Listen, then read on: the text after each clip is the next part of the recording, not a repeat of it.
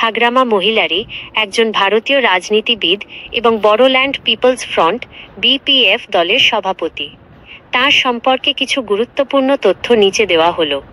ভূমিকা: তিনি বড়োল্যান্ড টেরিটোরিয়াল কাউন্সিলের (বিটিসি) প্রথম চিফ এক্সিকিউটিভ মেম্বার (সিইএম) হিসেবে 2005 সাল থেকে 2020 সাল পর্যন্ত দায়িত্ব পালন করেছেন।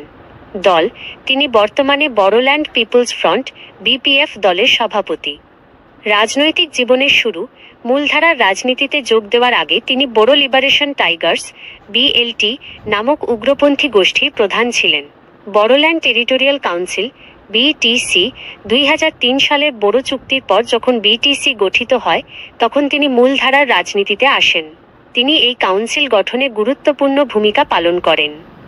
সাম্প্রতিক জয়: সম্প্রতি অনুষ্ঠিত বড়োল্যান্ড টেরিটোরিয়াল কাউন্সিল (বিটিসি) নির্বাচনে তাঁর দল বিপিএফ সংখ্যাগরিষ্ঠতা লাভ করেছে এবং তিনি আবার সিইএম পদে আসীন হতে চলেছেন। হাগ্রামা মহিলারি বা